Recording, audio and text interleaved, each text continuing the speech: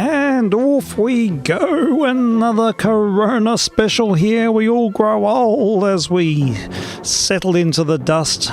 The eternal cycles keep on going. Oh, there's no repose, there's nothing. We just grind ourselves into the ground. Never mind, we have to have some way of ameliorating the tension. Yes, this is it. This is the Corona special on 160. And this is where it all happens. This is the playground, the sandpit. All right. I haven't had a lot of time to think about things today. In fact, I've had very little time at all because I've been busy at the coalface and I need to sort of get a breath of fresh air and see what's happening outside. I think we're losing the day quite quickly. But I think we can have something just to put life into perspective. Oh, we've still got our theme music going. I need to switch it off. Come on, Mr. F. We'll switch you off there, Mr. Furtfengler. And in its place, we'll have something to sort of bring us back to an even keel. The Temperance 7, vk3sl.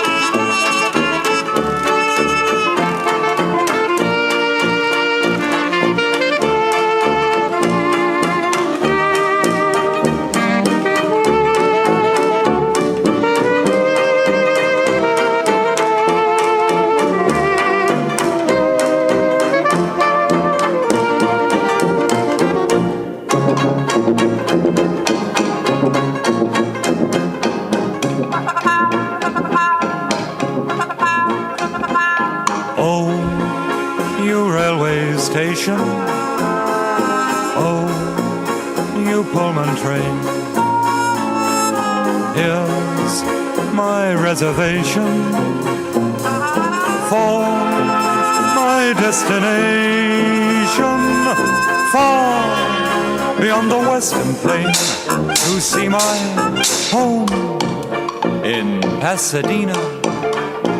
Why home? Where grass is greener, where honeybees hum melodies and orange trees scent the breeze. I want to be a home sweet homer. Why there I'll settle down beneath those palms, in someone's arms, in Pasadena, yes, in Pasadena town.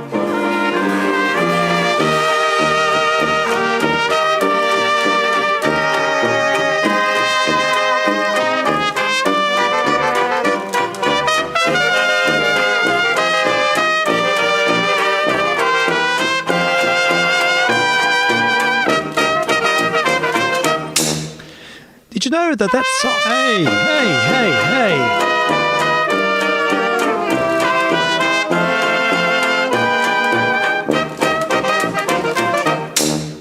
I think there's more.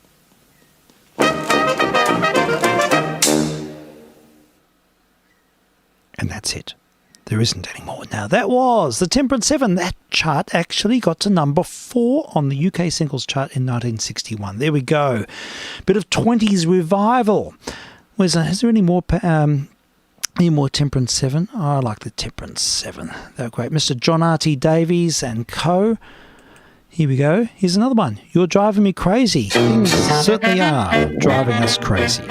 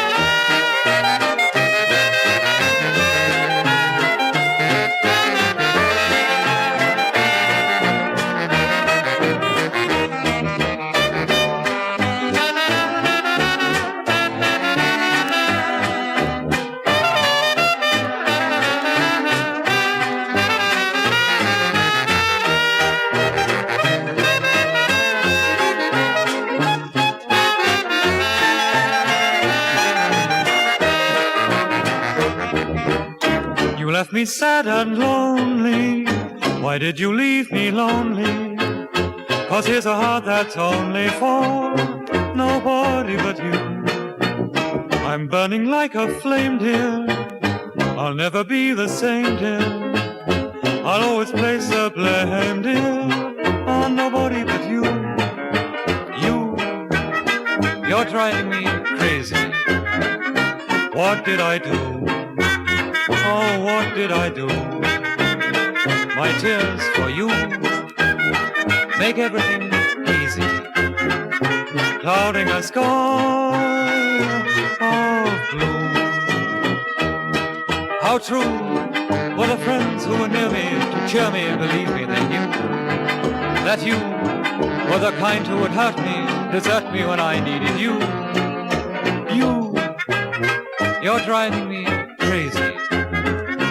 What did I do to you?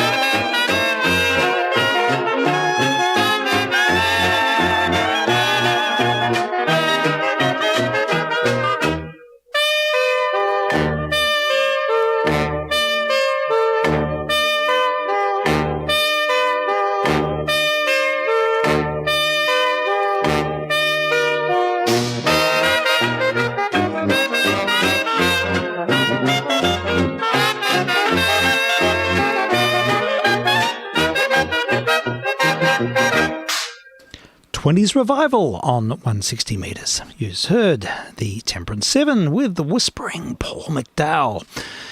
The inimitable Paul McDowell on the vocals. John R.T. Davies on the alto sax and others. He was a multi-instrumentalist, Mr. R.T. Davies.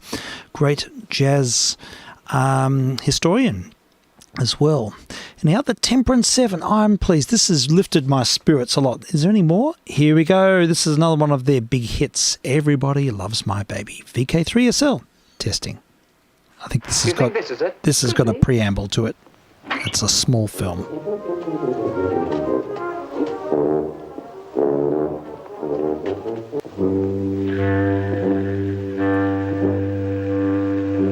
Let's have a dream away, romance. Cut away from the razzmatazz. Let's have a dream dream away, romance. Get away from the blue jean beats. Allons voler à la lune, ciel mon imperméable, faire d'une étoile un lit. Allons flotter sur la mer, inoubliable. Mon amour te protège toute la nuit. Let's have a dream.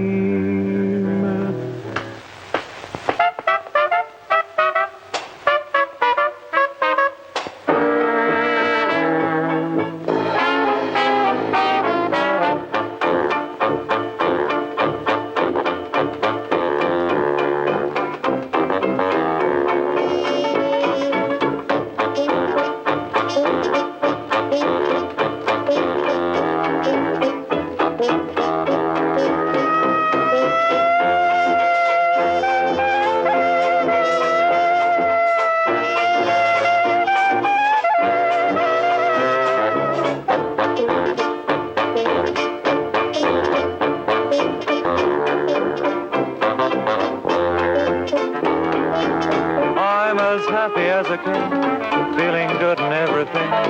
I'm just like a bird in spring, got to let it out. It's my sweetie, can't you guess? Wild about her out and fence. Does she love me? Oh my yes. That's just why I shout. Everybody loves my baby, but my baby don't love nobody but me. Nobody but me.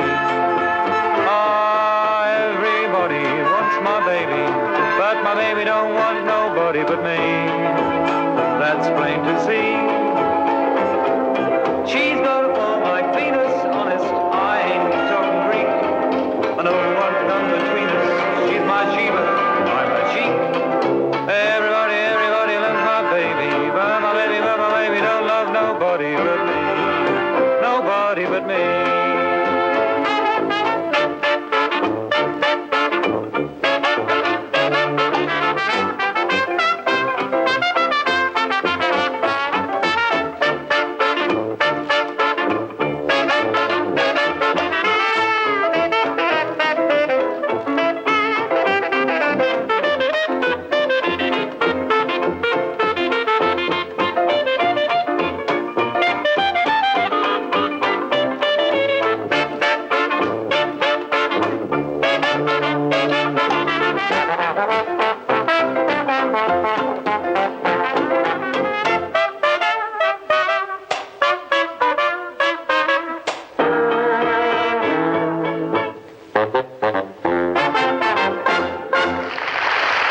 There we go. That was the Temperance 7. And we had Whispering Paul McDowell singing through a megaphone on that recording. And I have to say, they are the biggest bunch of nerds I've ever seen. But yes, they look so nerdy in their dinner suits and their beards in the early 60s. Yeah, there we go. That's a bit of 20s revival. And just a reminder that we are testing. That's all we do here. We just test on the airwaves and we stream online where you can go and be entertained. That's the way it works. We stratify these missions so that things are very contained and very clear. Yes, there's a lot of containment going on, and we're no exception to the rule. We contain our missions and package them in very deliberate ways here. It's a part of a grand scheme. A conspiracy. Let's have a look at the list. What have we got? Another D24. I think we'll keep that series going. We've got quite a few here, so why not continue? Let's see. Conspiracy. Yes, I've got it queued up and ready, and I just have to find the right fader here. I'm just trying to find out what the title of this one is called. I think it's called The Hobnail Boots. Anyhow, let's go back to the late 1950s, D24. And I'm vk3sl, testing.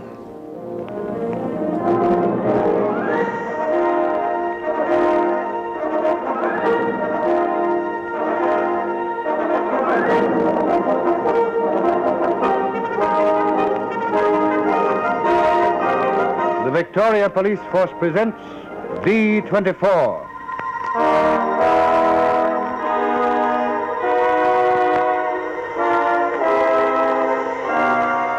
From the files of the Victoria Police, for the first time come these true stories of unceasing war against crime, of day and night vigilance that protects our life and our property, and of the nerve center of the Police Information Bureau, D24. Look at my hands, Tony, and never forget them.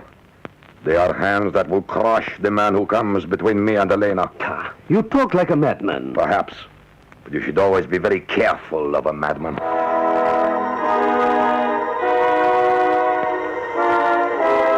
This is the true story of the hobnailed boots.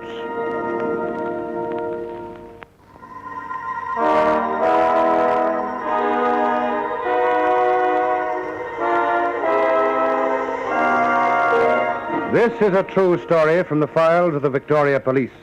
Only names, place names, and dates have been altered.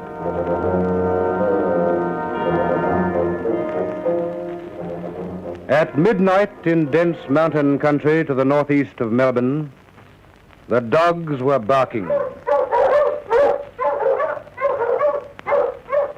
They were barking so loudly that the struggles and cries of a man near death could not be heard above the din. Barking so that the fleeing steps of a killer scrambling through the undergrowth could not be heard.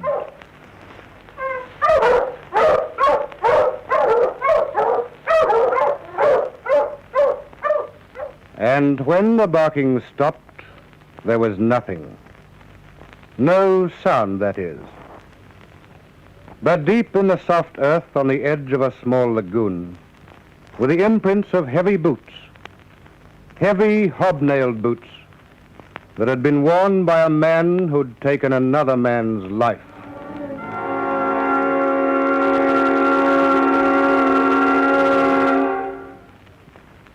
The death of Antonio Malatti was a great shock to the Italian community that worked together in those Victorian mountains.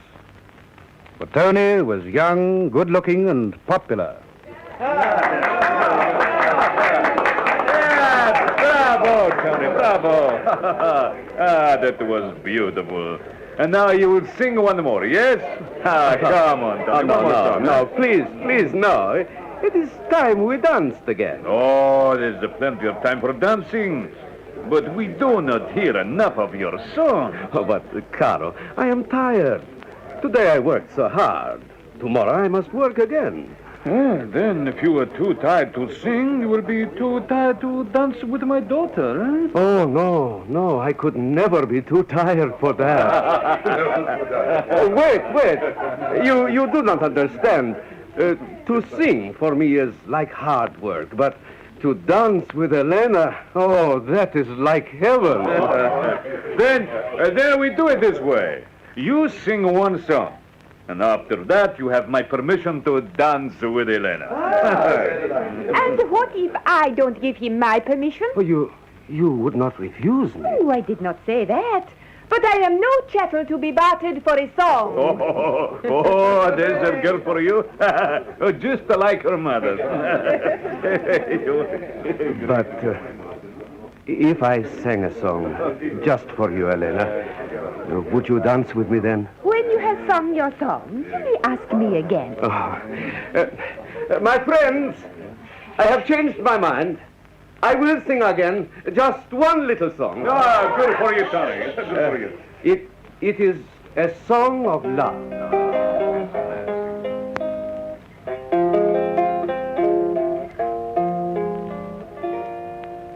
Che bella cosa, una giornata e sole, un'aria serena, dopo una tempesta, e l'aria fresca, vareggiana festa. Che bella cosa una giornata e sole, manna tu sole, più bello in me, oh sole mio, fronte a te, oh sole, sole mio, stan fronte a te, stan fronte a te.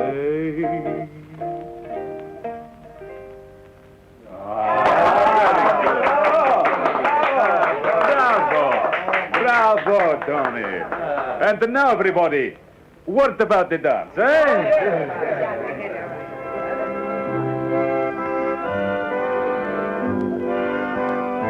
And now, Elena, you will dance with me? I will dance with you, but not yet. Not yet. First, I have promised to dance with Bruno. Bruno? Oh, no. There is something wrong with that, you think? I do not like her to dance with you. So, you think I'm not good enough to dance with Elena, eh? You think that because I work in the fields while you stand behind your carpenter's bench, you are a better man, huh? That is not right. No, it is not right. Tony, Bruno, please. 1 minute, Elena. Tony's a fine-looking young man, eh? He sings and he makes love so well, huh? Bruno. And I am ugly. No, Bruno. Oh, yes, I'm ugly. My hands are rough, and I do not wear the fine clothes like Tony. Toya, crazy. Perhaps. But I say this to you, Tony, that I am as good a man as you are, and one of these days I will prove it to you. One of these days I am going. I will not stay here and listen to these things. No, wait, Elena. No, I came here tonight to enjoy myself. I have no favorites. I would dance with each of you in turn as I would dance with all my friends here. I am not yours, Bruno, or Tony's. So I will dance with someone else. Oh, you great fool. I have warned you, Tony. She is mine. You heard her say she belonged to no one. At the moment, perhaps. But you forget that I see her every day, that I work at her father's farm. She would never be yours. No? We will see. Look at my hands, Tony. Well? You see how very big and strong they are? They are the hands of a gorilla. Call them that if you like. But never forget this. They are hands that will crush the man who comes between me and Elena. You talk like a madman. Then you should be careful of a madman. So do not forget these hands, Tony. Do not forget them.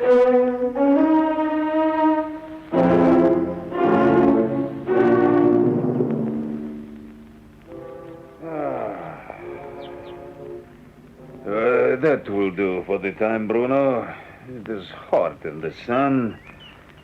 Let us sit down for a while. I am not tired, Carol. You are never tired. But you are much younger and stronger than I am. Be patient and sit with me for a little while. Whatever you say. Carol. Yes, Bruno? You know I am a good, strong worker. I've been here for many years, and I've never had a better man. You would like that I work for you always? I would give you anything so that you would stay with me. So, You do not think of leaving me, Bruno? I'm young. I have to look to the future. Oh, there is a future for you on my farm. But it is lonely, Carol. Oh, for a while, yes, but one day you'll find yourself a bride. Then we'll build you a house of your own, and you will not be lonely. You would do that for me? You are a rough man, Bruno, but you work hard, and I do not wish to lose you. Then I will stay with you always.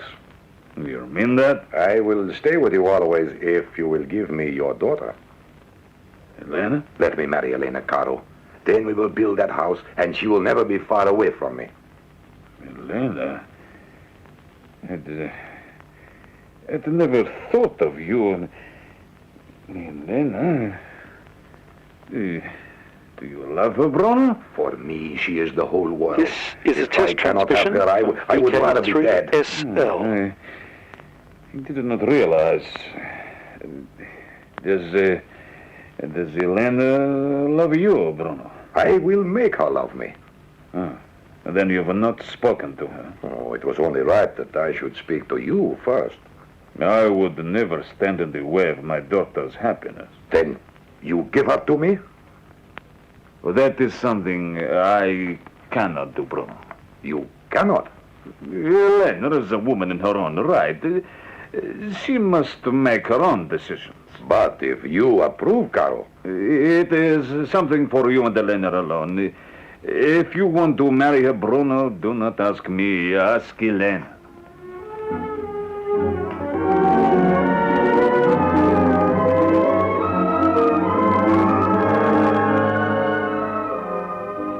Well, Elena. Oh, Bruno, I do not know what to say. There is nothing I wouldn't do for you, caro mio. Nothing in the world. But I have never even thought of marrying anyone, Bruno. Not even Tony. Tony? Oh, no. He is a dear, but we never talk of such things. But he's seen you many times lately. How do you know that? He has been here to your house. He has taken you to the dances and the picture shows. I do not like people spying on me, Bruno. I am not a spy. Then how do you know so much of my movements? Because I've been sad when you've refused to go out with me. And I've had nothing to do, so I have just wandered around. Sometimes I've seen you and Tony together. You have made it your business to see us together. And that is something I do not like. But, Elena. I do not wish to see you again, Bruno. No. I will tell my father that he must get another man to help him with the work. No, Elena. Goodbye, Bruno. You really mean goodbye? I really mean it. All right. I will go, Elena. I will go a long way from here. You will never see me again. But one day you may be sorry that you refused to marry Bruno.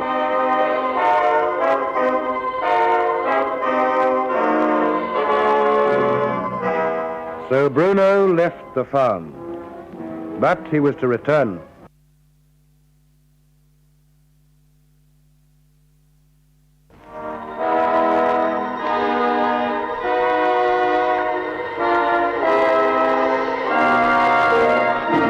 This is a true story from the files of the Victoria Police.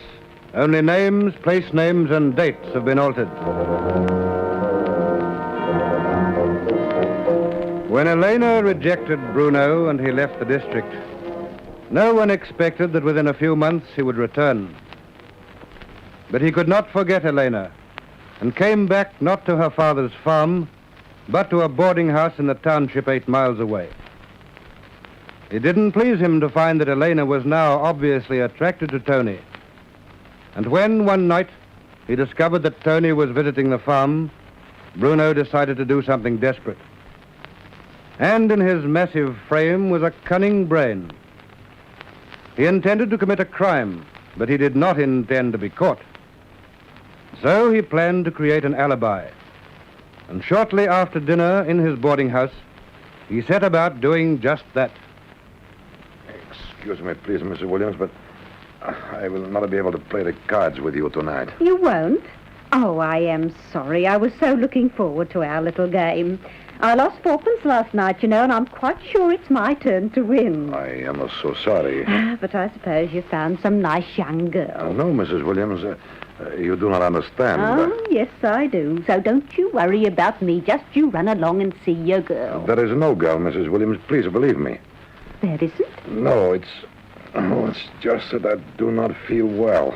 Oh, I am sorry to hear that. My body, it aches in every part, and my head, it gives me the terrible pain. How long have you felt like this? I've known it was coming on all the afternoon. Do you feel shivery, too? Yes, that is right. Shivery all over. Oh, my poor man, you've got influenza. You should be in bed. That is what I was trying to tell you, Mrs. Williams. I'm going to bed. Of course you must go immediately, and I'll get you some aspirins and a hot water bottle.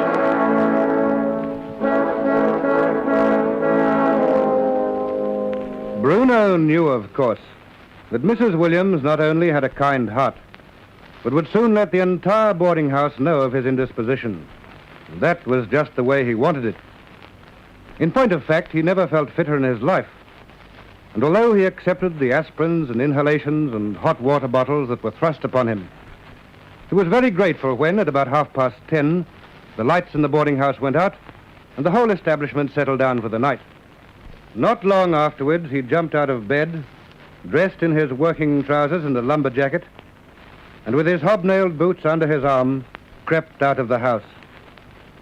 Once outside, he quickly put on his boots, armed himself with a heavy piece of wood, and hurried across country several miles, and took up a position beside a swamp not far from Elena's home.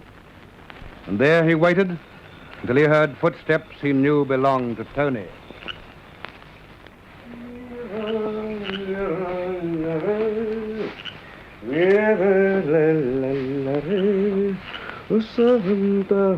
Tony. Huh? So, it is you. Now I kill you.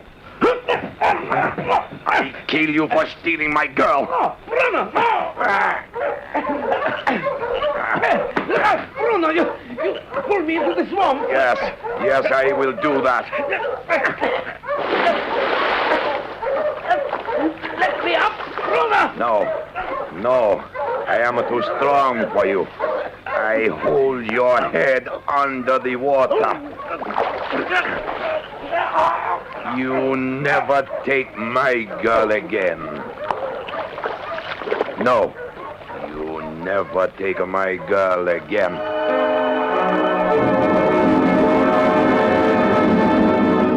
Yes, Bruno was too strong, and Tony would never take his girl again. For Tony was dead. Quickly picking up his victim, Bruno carried him through the night to a nearby river, and there tossed the body to the mercy of the current. Then he hurried home to bed and waited until just before dawn to complete his alibi. Mrs. Williams. Mrs. Williams. Mrs. Williams. Whatever's the matter? Oh, Mrs. Williams, I feel so bad. Oh, you poor man. I am dying. I am going to die, Mrs. Williams. Oh, of course you're not. I'll look after you. Oh, the influenza.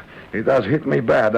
I am ache all over me, and my head will burst. Oh, dear. Oh, do something for me, Mrs. Williams. Oh, if only we had a doctor in the town. But I've nursed 5 children, so I can nurse He's got you the too. virus. Yes. Please, Mrs. Williams. Now, just try and lie there quietly, and we'll have you right in next to no time.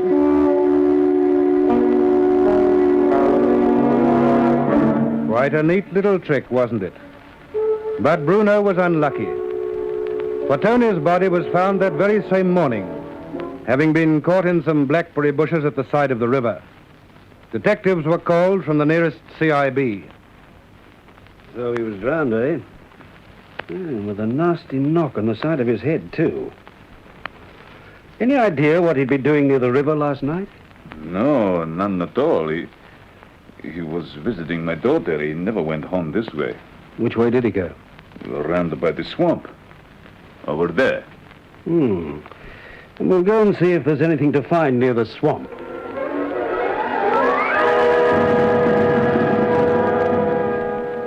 There's been quite a struggle here lately by the looks of things.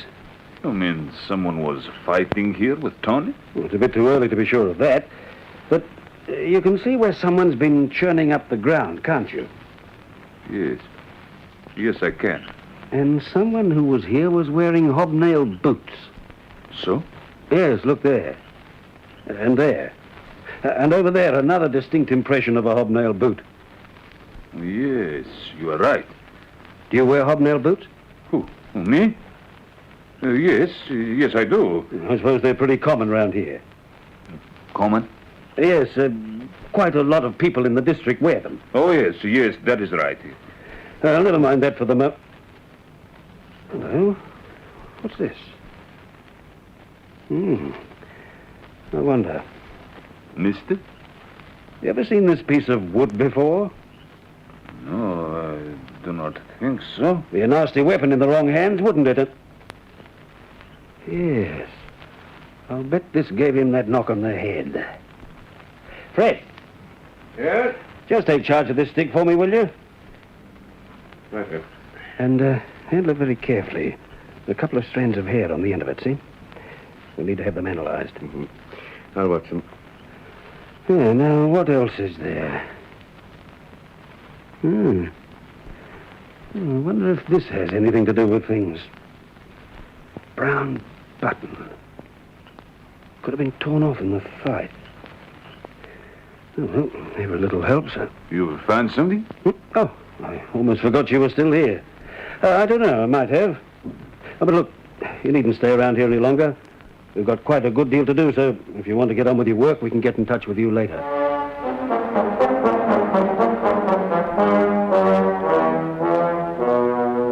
But the detectives didn't find This is a much test else to help transmission them. from vk3sl. Marks of the hobnailed boots, the piece of wood with the strands of hair on it, and the button. That was about all. And so they embarked on a house-to-house search of the district. Cars were stopped on the roads, farmers questioned as they worked in the fields, housewives and children were invited to come forward with any information that might be useful. Somewhere there must be someone with hobnailed boots and clothing that showed signs of recent immersion in water. For the killer had almost certainly rolled into the swamp during the struggle with his victim. Eventually they called at Bruno's boarding house.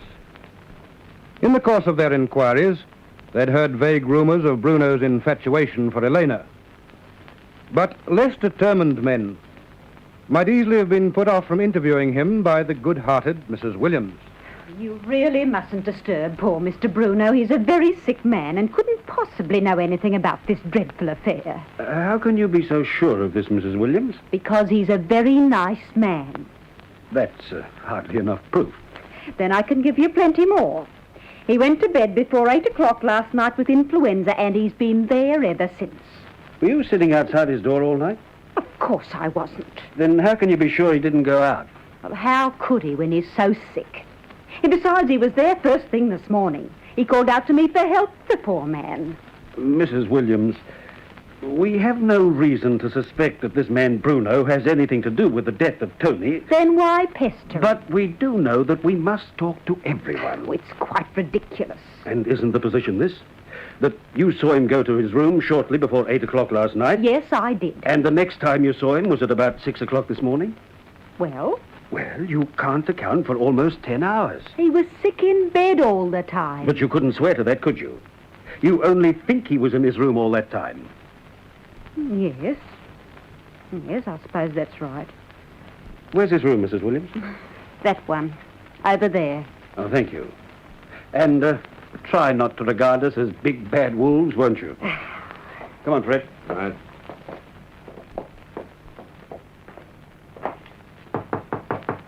Yes, Can we come in? yes. Who are you? We're detectives.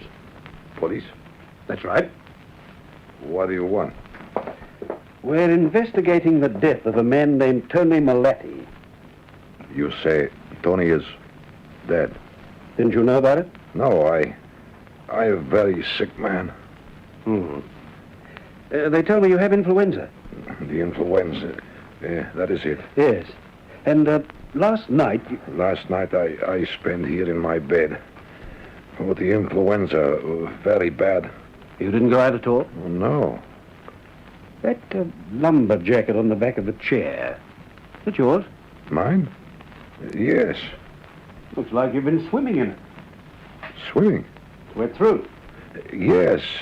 That's how I get the influenza. Oh? How? I fall in the creek. When? Yesterday afternoon. And it's still wet through? Oh, I not know about that. Here, feel it for yourself. Couple of buttons missing, too. Maybe. Oh, there are, definitely. So? When did they come off? Oh, I do not know. Yeah, my word, look at those boots. Boots? Did you have those on when you fell in the creek? Yes. Big, strong boots, aren't they? I am a working man. I need them. Of course. But, have a look at this, will you? Where did you get that? Do you recognize it? It is a button. Yes, of course it is, but is it your button? Oh, how do I tell? Do you agree that it matches the button still left on your lumber jacket? I do not think so. I think it's almost a perfect match. Oh, there are plenty other jackets like mine. Yes, there are. Where do you find that one anyway? On the spot where we believe Tony was killed. I did not kill him. You know nothing of his death at all? No. I in bed all night. All right. But, if you don't mind, we'll take your jacket and your hobnail boots with us.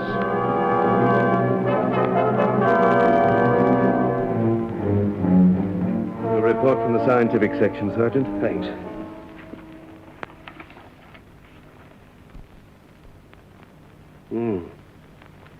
Listen to this.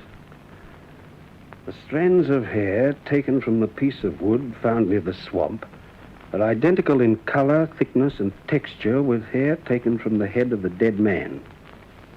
Now, that means we found the weapon, all right. Yeah, looks like it. But this is even more important. The hobnail boots belonging to Bruno Farini fit precisely into plaster casts of the boot marks found near the swamp. Studs on the soles of Farini's boots are in exactly the same position as stud marks on the plaster cast. It can be said, almost with certainty, that Farini's boots made the prints near the swamp. Yeah, it just about seals it up, doesn't it? I wouldn't say that, but I think the button and the fact we know Bruno was once in love with Tony's girlfriend gives us sufficient reason to talk to him again. Put on your hat, Fred. I think we've solved a murder.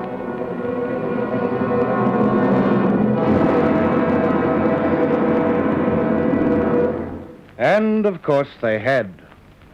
Although it was some time before the weight of evidence and his guilty conscience brought Bruno to the point of confession. His ultimate defense was that the killing was not premeditated, but was the result of a quarrel and fight with Tony. And he was convicted of manslaughter. A sentence of 5 years was followed by deportation to his homeland. And Australia will see no more of a man who let down his fellow countrymen and took another man's life. And so good police work successfully concluded another case. And once again, I'd like to remind you that our police force is on the job, on your behalf and mine, every day and night of every year. Let us cooperate with them wherever and whenever possible. Only names, place names, and dates were altered in this true story. It was dramatized from the files of the Victoria Police by Roland Strong, who now says goodbye until the same time next week, when there'll be another true story in this series, D24, which is brought to you by the Victoria Police Force and produced in the studios of Hector Crawford Productions by Dorothy Crawford. Yes, indeed, we must all cooperate. That was D24.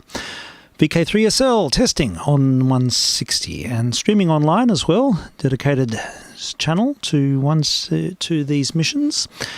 vk3sl is the name of the channel, and also the pretext to a blogspot page, vk3sl.blogspot.com, with all the information about these missions and also an email address if you'd like to make contact.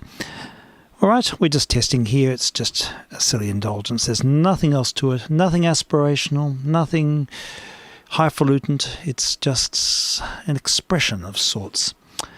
Okay, I think we'll have something else from the 60s. I'm sort of in have a bit of a 60s vibe running through me at the moment, and I reckon we can have a listen to Mr. Camford and the original Swinging Safari.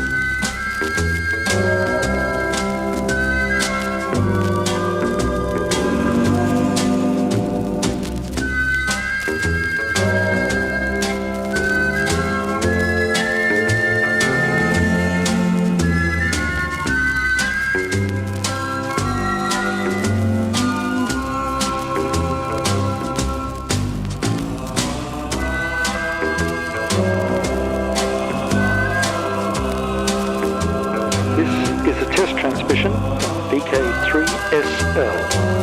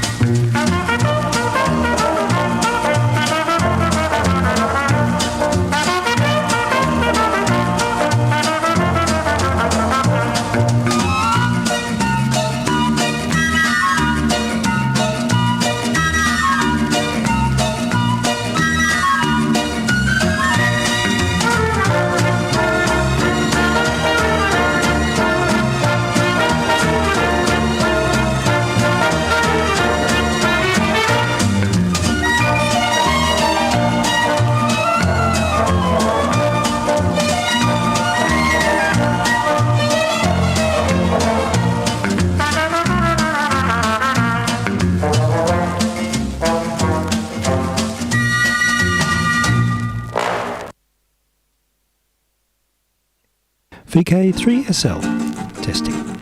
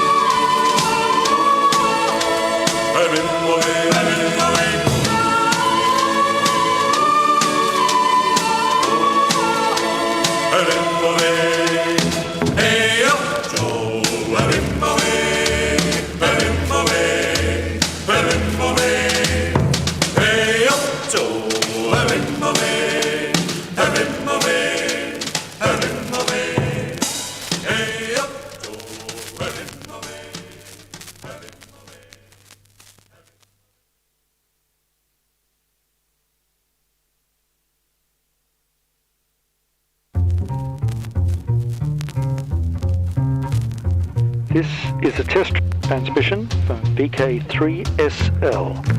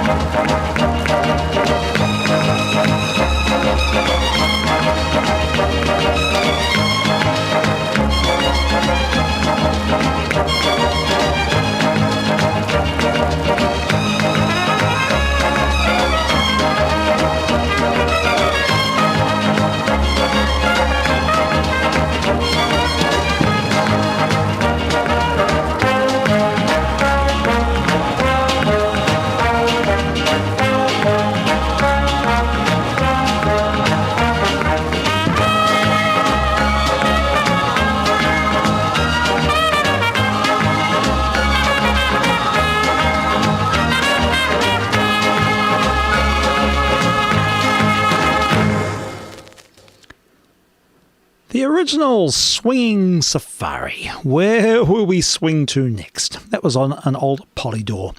Well, folks, I'm going to wind up because I want to go inside and do other things, and I'm sick of being in this room. And now the weather's improving, I think we might make the missions a little bit shorter. Yes, I think so. So we'll finish up with a recording sent to me by Mr. Fleming, who's, I'm sure, is listening. And this is something he captured off the airwaves, and it's the Mr. Noble, not Noble Sissel and his Sizzling Syncopators, but Guy Noble and Wasso. That's the Western Australian Symphony Orchestra, and a very candid performance of an aria or chorus from HMS Pinafore. So we'll let this right out for today, and I'll see you all tomorrow. vk3sl testing.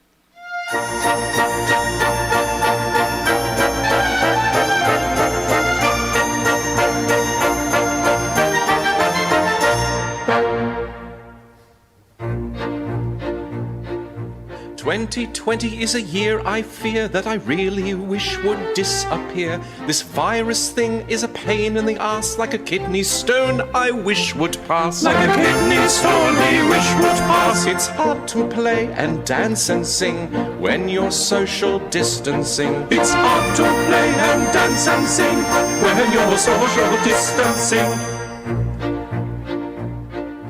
Who would believe that Woolies and Coles would have to ration toilet rolls? 3-ply, 2-ply, flying out the door. They bought so much, then there was no more. They bought so much, then there was no more. What were these people going to do? How many times can you go to the loo? What were these people going to do? How many times can you go to the loo? Donald Trump's not doing so well. He's in a kind of COVID hell. The virus is going to go away. Sorry, Donald doesn't work that way. Sorry, Donald doesn't work that way. His face looks odd like a mouldy peach. I think it's because he's drinking bleach. His face looks odd like a mouldy peach. We think it's because he's drinking bleach. People say, Guy, what did you do when the concert stopped for you? I cleaned a cupboard, I baked some bread. Sometimes I didn't get out of bed. Sometimes he didn't get out of bed. No one to rehearse, no orchestra for that. So every day I conducted the cat. No one to rehearse, no orchestra for that. So every day I conducted the cat. So now I've come to the end of my song. Some of it right, most of it wrong. Back on the stages where I want to be with the West Australian Symphony. With the West Australian Symphony. Till November, how to amuse. I've got 500 toilet rolls to use.